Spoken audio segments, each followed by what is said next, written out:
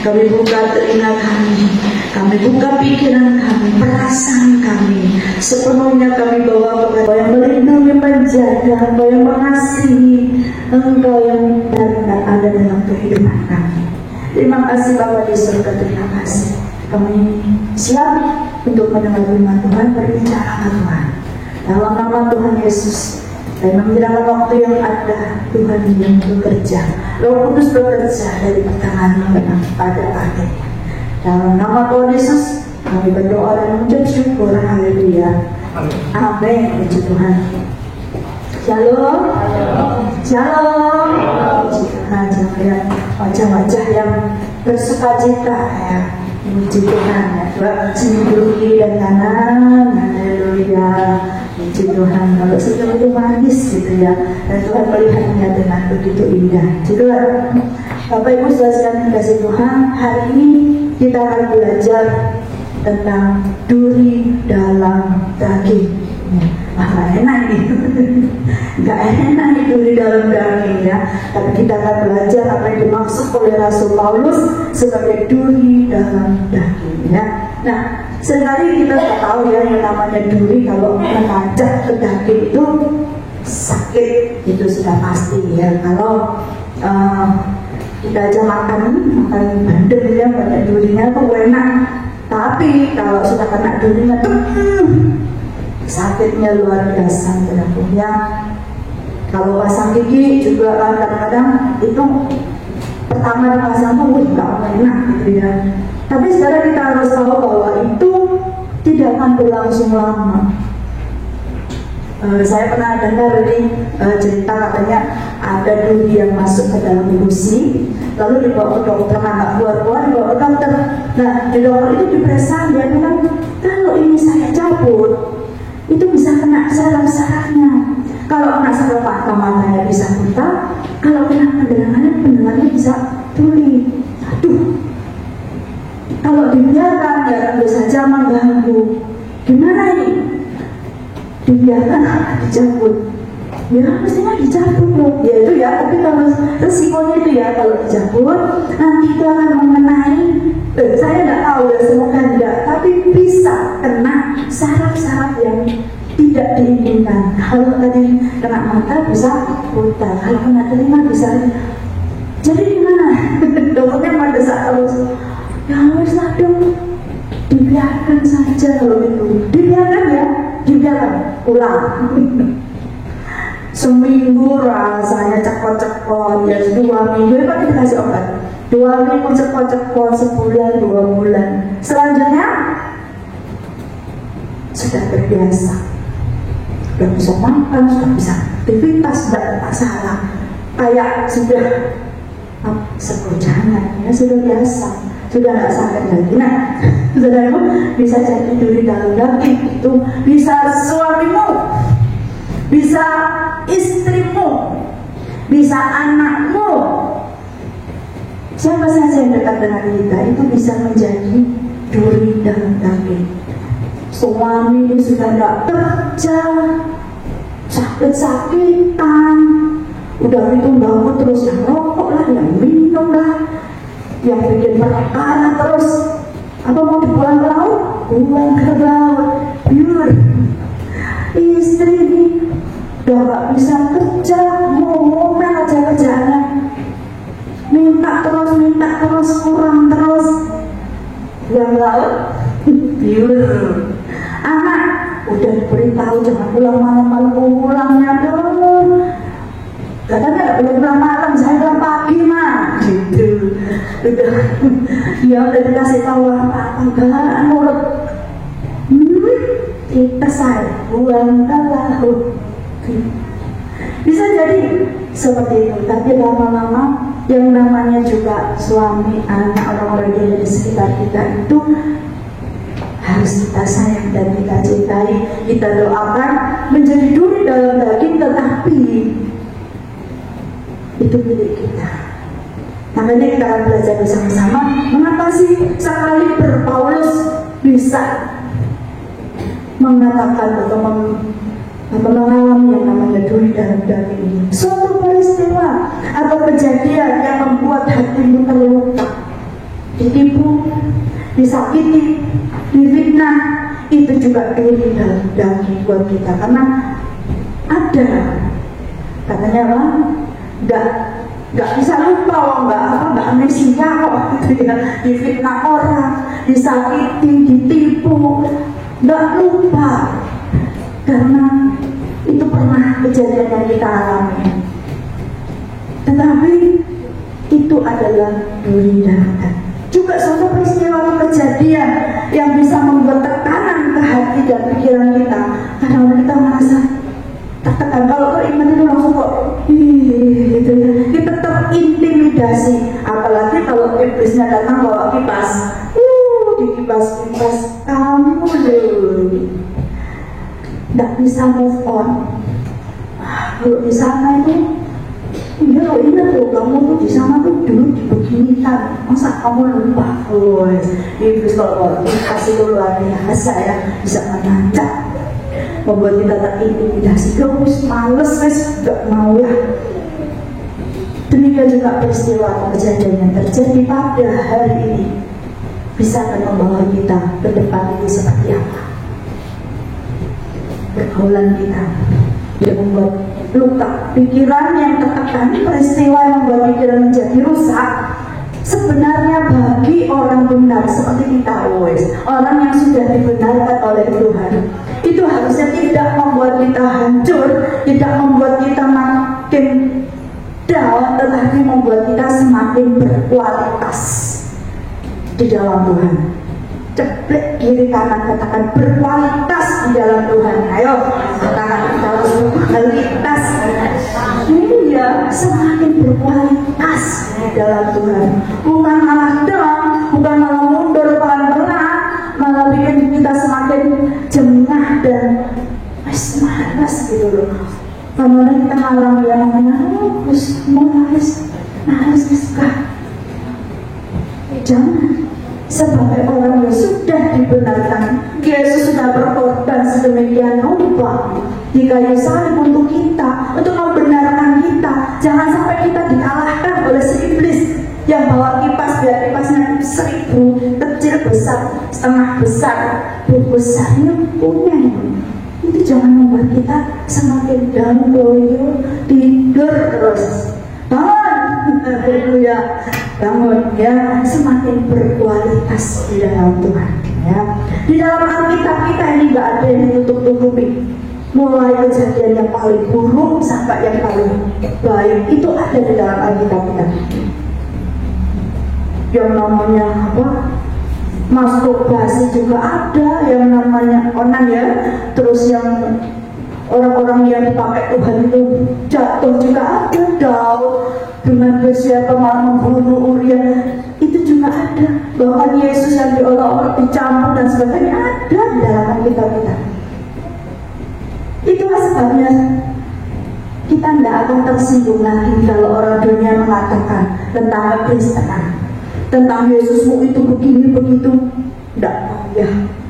Lihat aja di media, kalau sampai ada yang marah-marah itu salah.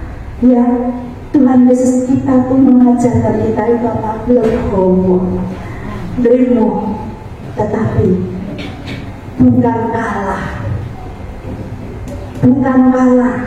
tetapi membawa kita kepada kemenangan yang tadi kita pujikan bersama-sama. Lebih dari kemenangan, kematian Yesus membuktikan. Sudah terbukti, mereka tuh tahu sebenarnya bahwa Yesus itu Tuhan. Mereka yang di luar tahu, tetapi mereka tidak mau tahu. Ya, percayalah bahwa Yesus kita itu Allah yang dasar. Mereka tahu. Ya. Paulus waktu dia ditangkap Yesus, waktu dia menjadi buta, lalu dia menjadi alat bagi Tuhan untuk menginjil, memberitakan kebenaran firman Tuhan. Awalnya dia itu sombong. Makanya waktu di kitab Roma kalau kita baca, dia bilang, Timotius, lihatlah teladanku, ya kan? Lihatlah aku, seperti itu. Tidak salah, memang iya. Tetapi sekali berpaulus, dia tahu potensinya. Potensi kesombongan itu ada padanya. Makanya Tuhan izinkan Rasul Paulus masuk ke dalam penjara. Tuhan izinkan digodok, dibentuk, dijadikan alat bagi Tuhan untuk mengikis seluruh kesombongannya, untuk menghancurkan seluruh kejahatannya.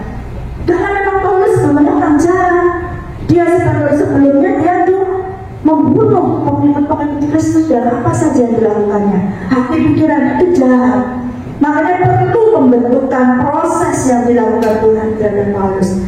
Makanya setelah itu di dalam Filipi 3, ayo baca kita Filipi 3 ayat 7 sampai 8. Kita baca apa yang ada akhirnya di dalam hati dan pikirannya Paulus itu seperti apa. Mari kita baca bersama-sama Filipi 3 ayat 7 sampai 8. 2, 3. Tetapi apa yang dahulu merupakan keuntungan bagiku sekarang kuanggap rugi karena Kristus. Malahan segala sesuatu yang kuanggap rugi karena pengenalan akan Kristus Yesus Tuhanku lebih mulia daripada semuanya. Oleh karena dialah aku telah melepaskan semuanya itu dan menganggapnya lah sampah supaya aku memperoleh Kristus. Itu yang didapat akhirnya. Sekarang Yesus menjadi sangat rendah hati, mengerti kebenaran. Walah, dulu aku punya rugi aku. Ya, aku bersyukur, beruntung punya Kristus. Semua itu sampah, ternyata gak ada gunanya sama sekali. Itu yang sekarang ada dalam pikirannya Rasul Paulus. Yuk kita lanjut sekarang mengenai duri dalam kami. 2 Korintus 12. Kita baca satu kali ya supaya jelas. Intinya di ayat 7 sampai 10 kita baca semua. 2 Korintus 12 mulai ayat yang pertama.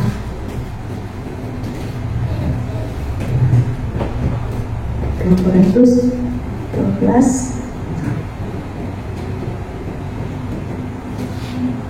Nah, yuk 1, 2, 3. Kita baca dulu firmannya. Paulus menerima penglihatan dan pernyataan. Pertama, aku harus bermegah sekalipun memang hal itu tidak ada faedahnya.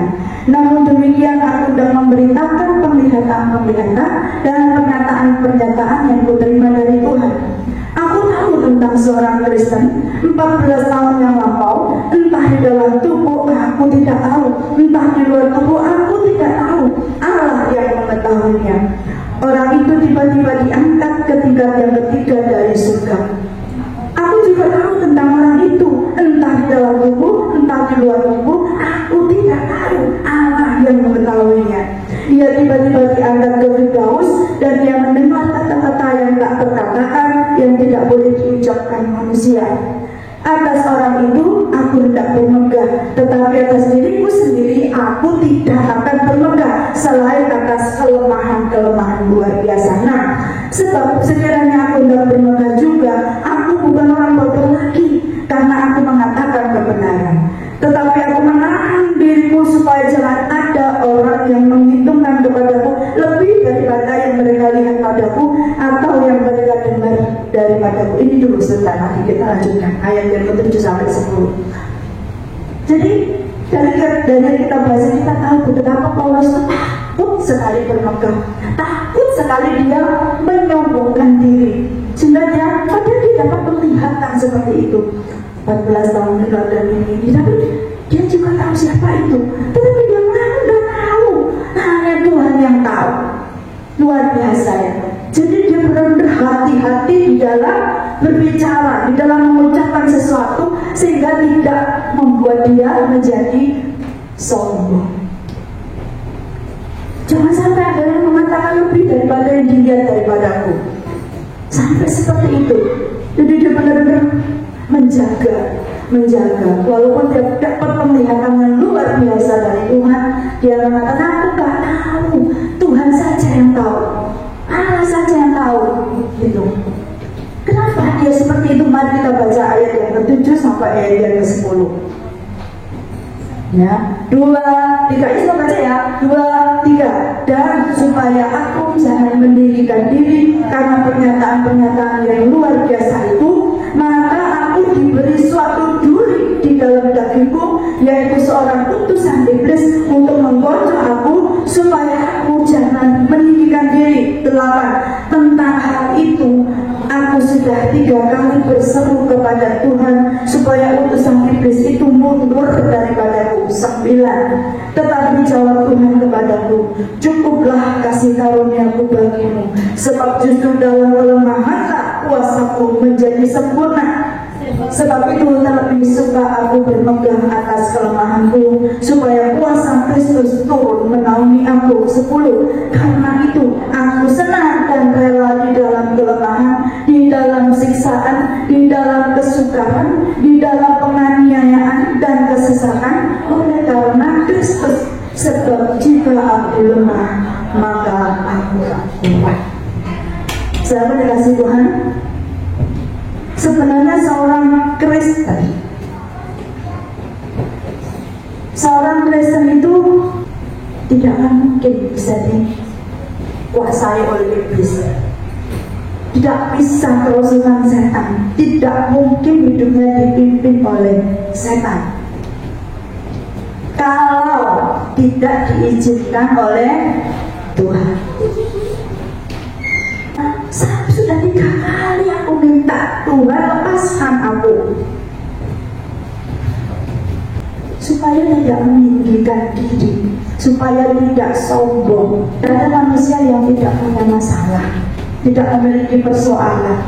Jangan harap kita akan menjalani kehidupan ini tidak ada masalah. Tidak mungkin ya. Tadi pagi aja kami baik-baik saja udah mau berangkat jam 7, tiba-tiba kok jauh gitu ya, cekam tidak bisa itu mobilnya mogok. Setelah dicek ternyata olinya akinya itu, air akinya itu kosong, belum, untung enggak keropong. Orang Kristen itu selalu beruntung. Bisa bilang, Kristen kok mesti untung enggak gini, untung ada itu lagi syukurnya kita menjadi anak Tuhan. Selalu ada keberuntungan, walaupun meskipun terjadi masalah, persoalan, tantangan di depan kita, tapi Tuhan itu selalu tolong kita. Ya, plus mungkin setetes nggak ada, gila. Haleluya. Tapi ya itu tadi, Tuhan kasih hikmat, beli cepat-cepat sepeda motor beli. Tuhan itu baik buat kita. Masalah datang, persoalan datang, kita jalani hidup dengan penuh ucapan syukur.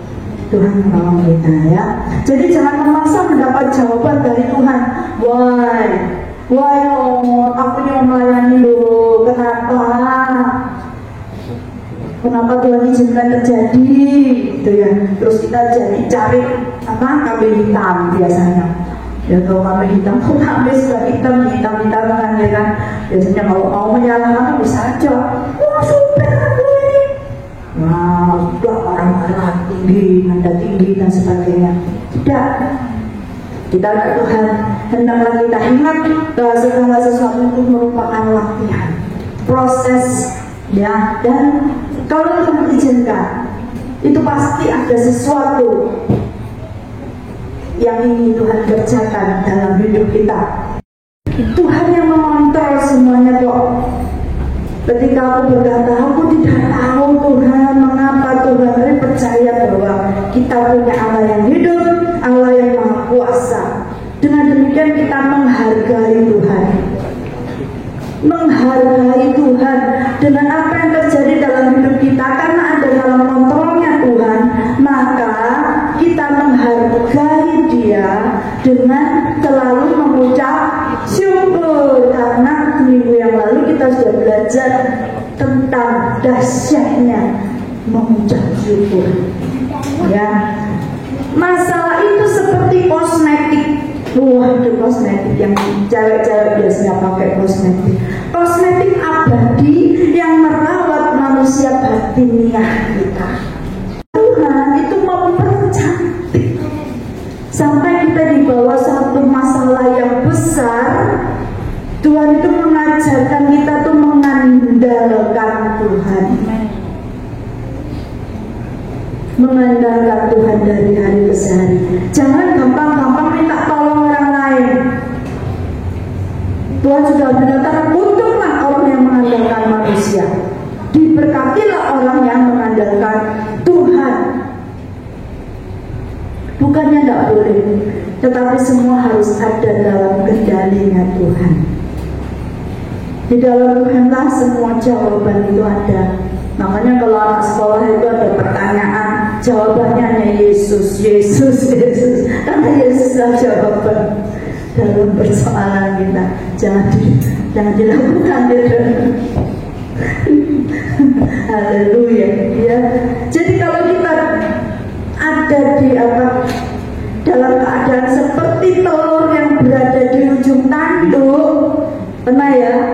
Rasanya sudah guling-guling sudah menjadi telur di ujung tanduk, itu jangan takut, karena di situ Allah menggenggam kita. Seperti yang saya ceritakan hari obat persekutuan doa yang lalu ya, saya doa, maduku habis ya, mesti waktunya pulaan ya. Terus gak ada ya, misalnya dulu matang mau gak ada ya. Bisa saja kita mengandalkan manusia minta anak, mungkin dikasih, tetapi itu tidak saya lakukan. Saya punya Tuhan yang besar, yang telah berjanji dan pasti akan digenapi. Tuhan, Engkau akan memberkati saya. Engkau akan, caranya tidak tahu ya. Baru saya berdoa itu siang hari, saya bangun doa, terus Tuhan, saya tetap bersuka cita, saya bersuka cita. Dah kok ya itu 10 menit kemudian tiba-tiba bentukan doa pesanan itu datang. 8 kilo, 4 kilo, terus wah luar biasa ya Tuhan ya. Setelah tak itu mengempas sekolah anjret. Kadang-kadang kita sedang diuji Tuhan. Saya juga pernah ceritakan pada kawan wanita bahwa dulu selalu tidak apa tidak malu saya ceritakan apa adanya. Dulu itu saya punya yang namanya supplier itu, dia pembeli itu dalam jumlah yang besar. Jadi dia belinya tuh ratusan kilo gitu ya. Karena dia dijual lagi, dikasih labelnya dia di Jakarta, kemudian dimasukkan di supermarket, gitu. Dia punya channel sendiri. Nah saya enjoy saja, beli mentahnya di saya. Jadi tiap bulan saya cuma bilang ke peternak yang saya kerja sama itu langsung kirim. Jadi tenang, bisa hura-hura itu, terus bisa bisa makan enak. Itu saya tidak pernah minta, beneran tidak pernah minta ke Pak Gum, tidak pernah. Kalau makan wes tak enak diri. Nah, suatu saat Tuhan izinkan, dia bilang, Bu, saya ini mengalami kendala. Kok saya tuh botol saya tuh kok pecah terus ya Bu ya. Waktu saya dengar Pak, botol ya saya mau pakai botol juga tidak pernah pecah. Caranya Pak, ngirimnya gini saya ajarin. Udah saya ganti dengan botol plastik aja Bu ya, terserah. Botol plastik juga gitu katanya sampai rembes loh. Yang namanya madu murni memang beda dengan madu pabrikan Pak. Tidak bisa langsung begitu diisi terus ditutup rapat terus dikirim, tidak bisa.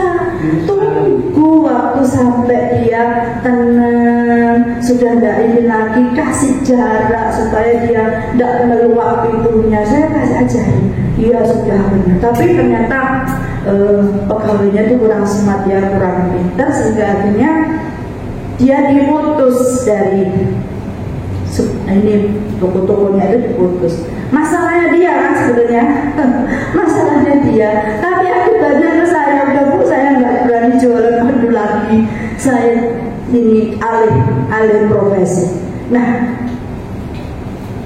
saya ngadep ke Tuhan, loh nak gak beli saya lagi gitu ya.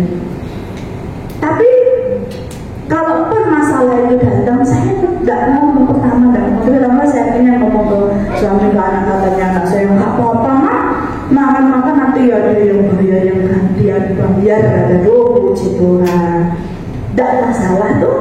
Sudah berbulan-bulan lalu juga semuanya berjalan dengan baik dan lancar. Itu saya masih bisa makan, saya masih bisa hura-hura, istilahnya jangan hura-hura, maksudnya masih bisa menikmati berkat Tuhan.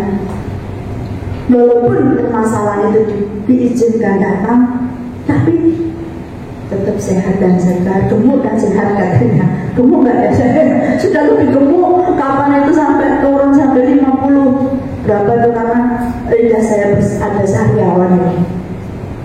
Tapi sekarang sudah normal dan baik, dan saya percaya pemeliharaan Tuhan atas kita. Ya, Tuhan tak pernah izinkan satu persoalan tanpa satu solusi. Tuhan tak pernah membiarkan kita terlunta-lunta. Tuhan pasti akan selalu menjamin kehidupan kita semakin baik. Hidup dalam berkat Tuhan itu sungguh luar biasa. Sakit juga diizinkan Tuhan, ya nggak apa-apa sah. Ya meskipun waktu kadang saya ceritakan bahwa itu nggak pernah pulang dari Blitar itu sampai celang sakitnya sama pasal dengan menangis. Tapi nggak ada sakit yang nggak disembuhkan. Sekali udah nggak celang itu saya. Gitu kan. Ya sakit ada obatnya. Tuhan pasti sembuhkan. Walaupun bukan berarti kita terus ngawur, terus kita kurang berhikmat. Ya saya akui 3 kali disembuhkan Tuhan, tapi saya kurang berhikmat. Mengangkat lagi buaya, mengangkat orang yang berat, nah itu kurang berhikmat. Jangan ditiru, yang nggak baik jangan ditiru. Kita harus minta hikmat dari Tuhan. Ingat dulu, saya itu suka lupa, aku lupa dari dulu. Kalau dimarahin aku, saya bilang iya aku lupa. Kadang refleks gitu ya. Refleks karena baru jatuh, langsung buaya ngambil gitu. Tapi Tuhan tidak akan biarkan kita. Kesalahan kita itu diampuni Tuhan, ya. Asalkan tidak sengaja, Tuhan itu baik, sembuh baik buat kita semua. Nah, sekarang kalau kita tahu bahwa Rasul Paulus yang mengatakan ada utusan iblis, apakah itu penyakit atau apa? Kita nggak tahu. Tetapi yang jelas supaya Rasul Paulus tidak sombong, tidak meninggikan diri. Jadi diizinkan Tuhan, walaupun sudah minta 3 kali kepada Tuhan, tapi Tuhan menjawab, cukuplah kasih karuniaku kepadamu, sebab justru dalam kelemahanlah kuasaku menjadi sempurna. Sebab itu terlebih aku suka berpegang atas kelemahanku, supaya kuasa Kristus turun menaungi aku. Kelemahan kita ini jangan dirisaukan, karena Tuhan suka bekerja di dalam kelemahan kita. Sampai dia lalu senang dan rela dalam kelemahan, di dalam siksaan, di dalam kesukaran, katanya apalagi di dalam penganiayaan dan kesesakan oleh karena Kristus. Sebab jika aku lemah, aku kuat. Gitu. Ya. Kelemahan kita, ingat ya, kelemahan kita dipakai Tuhan untuk menunjukkan kasih setianya, untuk membuat kita semakin kuat di dalam Tuhan, semakin bisa mengucap syukur. Itu luar biasa. Saat saya nggak bisa bangun dari tidur, begitu bisa bangun. Kalau dulu paling nanya terima kasih Tuhan, nenek doanya kayak gitu kan. Begitu bisa bangun itu doanya ini, Tuhan Yesus Allahku yang luar biasa, kok aku bersyukur kepadamu. Syukurnya itu berlipat-lipat, bisa merasakan betapa ternyata bisa bangun itu luar biasa berkat Tuhan, kasih kemurahan Tuhan. Sungguh ya.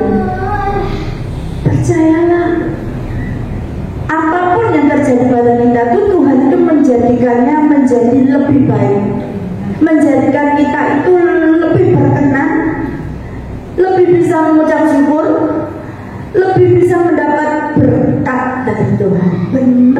Benar. Kalau saya mau cerita banyak, berkat itu datang luar biasa, dan datangnya bukan dari manusia tetapi dari Tuhan. Itu bisa membuat kita semakin sama Tuhan. Aduh, terima kasih luar biasa bagi saya. Kebaikan Tuhan itu bisa kita rasakan. Ya, puji Tuhan, tidak ada manusia yang tidak bisa mendapati, lalu kita tidak boleh berkata, kenapa Tuhan? Kalau kita mengatakan kenapa Tuhan, kenapa kamu diizinkan seperti ini, kamu tidak menghargai Tuhan. Berarti kamu tidak percaya pada Tuhan. Kita ada dalam kontrolnya Tuhan. Jadi jangan sampai yang seperti saya katakan itu, percayalah bahwa masalah itu kosmetik kita dulu. Ya, dipakai Tuhan untuk mempercantik kita, mendapat jawaban-jawaban yang kita sebelumnya tidak tahu, jadi tahu. Itu luar biasa. Tuhan itu mengatakan sesuatu dalam di ujung tanduk sekalipun kita tidak akan jatuh. Tuhan genggam erat kita di tangannya. Percayalah kalau seandainya, saya ingat waktu saya masih kecil, Tuhan itu kadang-kadang kita nggak tahu Tuhan kenapa gitu ya. Waktu saya masih kecil, saya sudah tahu kalau saya itu nggak boleh keluyuran oleh orang tua saya. Nah, jadi Tuhan izinkan kalau orang tua izinkan kalau mau main di rumah ya. Jadi teman-teman saya itu saya bawa ke rumah mainan gitu ya. Nah, satu kali kita main lompat tinggi yang karet gitu gini, dan ditinggikan gini. Nah, kakak saya keluar waktu saya mainan. Dia lihat satu teman saya itu baru ngomong, kalau ngomong di depan saya gitu, baku piluk gitu. Terus yang satunya itu udah cacar air, sampai cacar air. Yang dilakukan kakak saya adalah tanpa bicara apapun juga, saya diangkat, digendong, dibawa masuk. Lalu setelah tidak lama kemudian mami saya keluar, bilang dikasih makan semua, teman-teman saya makan dulu ya, makan dulu. Setelah itu dikasih kue sama mami saya, terus disuruh pulang. Lah, saya di dalam rumah marah, saya nangis gak karu-karuan. Apa maksudnya? Katanya saya tidak boleh main di luar. Tapi kenapa saya main di rumah pun masih disuruh masuk, teman-teman saya suruh pulang? Itu dijelaskan seperti apa sampai mami kakak saya doa, saya tidak mau ngerti. Pokoknya saya sudah nurut, tetapi saya dizolimi. Karena dulu tidak dizolimi ya, pokoknya kok dilarang. Wah, luar biasa saya. Sampai besar kalau pergi. Karena teman saya bisa menularkan sakitnya pada saya. Satunya gua kok mampu hamil meler. Kalau anak desa tuh ya dimakan. Iya bener. Iya, satunya cacau air bondol itu seluruh badan. Selesai kali kita tuh juga nggak ngerti kayak gitu loh sama Tuhan itu. Kalau dilarang Tuhan, ya pernah nanti satu cerita, kakak saya nih, dia tuh pulang lalu dikepui. Nah, saya tuh nggak tahu, sama saya tuh dihajar. Saya nggak tahu kenapa. Satu kali ternyata kakak saya yang besar tuh melihat dia itu atraksi di pinggir sawah. Rumah saya tuh kan saya belum besar gitu ya. Lalu di pinggir sawah tuh ada apa sih orang pot-potan apa sih? Iya, kayak jembatan kecil terbuat dari bambu gitu. Nah itu buat rawat ya besar. Nah dia atraksi di depan di sungai itu, padahal sungainya itu sekarang sudah menjadi kering, banyak batu-batuan di bawahnya, jadi kayak jurang gitu. Kaget kan anak saya besar tuh lihat dia, wah lihat aja.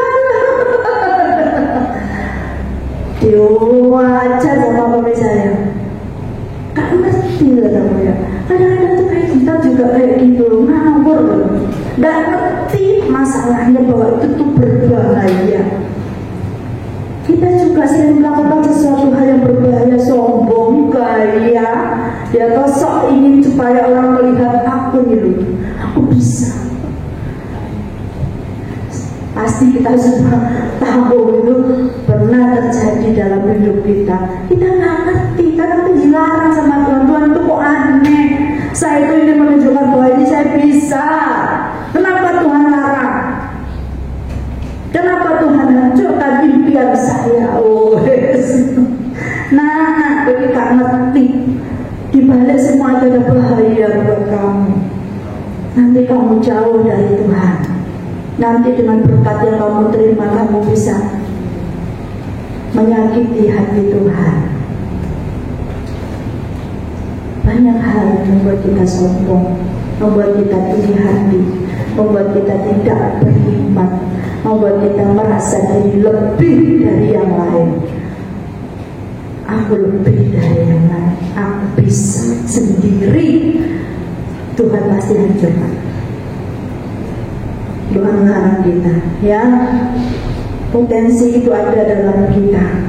Kondisi atau masalah yang kita alami adalah situasi kondisi kondusif yang berarti sesuatu yang mendukung kita kepada satu tujuan, yaitu surga yang kekal. Ya, amin ya. Haleluya. Bagaimana proses kekuatan yang Tuhan lakukan untuk kita? Kita kadang bingung, sekarang Tuhan Yesus nggak ada bersama dengan kita. Ada. Yesus ada bersama kita. Roh Kudusnya selalu bersama dengan kita. Proses kekuatan di mana? Tuhan tolong kita melalui saluran-saluran kekuatan. Yang pertama kita tahu dengan berdoa. Berdoa kita akan kuat. Dengan berdoa kita akan merasakan aliran surgawi itu. Ya, kita akan merasakan bahwa Yesus itu baik. Ya, kemudian yang penting apa? Intinya Tuhan Yesus itu baik, itu katanya. Lihat, yang perlu kita terapkan di dalam hati kita, berdoa. Kita akan tahu intinya Tuhan Yesus itu ternyata baik. Ada perjumpaan dengan Tuhan dengan diberi kekuatan lewat doa. Lewat firman, firman memberi kekuatan seperti mendengar khotbah, membaca firman sendiri. Itu firman itu akan menjadi rema dalam hidup kita. Firman Tuhan itu kebenaran. Kebenaran akan menyucikan kita dari dosa. Lalu persekutuan dengan saudara seiman itu juga memberi kekuatan. Kalau kita kadang-kadang lagi loyo lemah, males ikut persekutuan doa, males ke gereja, kalau kita datang, paksakan diri untuk datang. Kadang-kadang Tuhan memanggil itu dengan lembut, ayo berangkat. Aku capek, lemah, letih, lesu, loyo, tidak berdaya. Aku habis kerja seharian, terus akhirnya tidurannya tak berangkat ya. Nah itu kalau kita datang, kita akan mendapatkan kekuatan. Ya benar, lewat pergaulan dengan orang-orang seiman bisa memberi sharing yang menguatkan kita. Pertemuan itu sudah membuat kita bersuka cita, ya, kecuali ada hal-hal yang tertentu yang memang tidak bisa membuat kita datang. Suasana kebaktian itu juga membuat kita, memberi kita kekuatan. Kemudian kita mendengar pujian yang bersorak-sorai lebih dari kebenaran, kita akan dikuatkan. Seluruh sel-sel tubuh kita ini, rambut ini, saraf-saraf yang di situ mendengar pujian, mendengar kita menyembah, itu akan membangkitkan iman kita. Gak usah manusia, saya sudah ceritakan ya, sampai si pohon pun kalau dikata-katai kamu jelek, kamu bodoh, kamu gak bisa bertumbuh, kamu gak berbuah, kamu ini lama-lama dia akan loyo dan dia akan mati. Tapi kalau kata-kata pujian, minum aja, terima kasih Tuhan, Tuhan memberkati minum aja. Dalam masalah berapa lama sih? Nggak lama, terima kasih Tuhan. Ini akan memberikan kesehatan buat tubuh kita. Benar. benar ini terbukti ya, molekul-molekulnya akan berubah menjadi sesuatu yang menyegarkan kita, membuat kita menjadi kuat. Itulah firman Tuhan yang bisa saya bagikan. Jadi duri dalam daging itu tidak harus kita risaukan. Setiap kita pasti ada. Saya sudah bilang suami, istri, anak, tetangga aja bisa membuat kayak gitu. Binatang peliharaan, pembantu di rumah, rekan kerja, siapa lagi sebutkan. Kalau usah jauh gereja aja juga ada yang seperti itu yang membuat kita coba lampu pancet, ada itu sukanya menyakiti aja.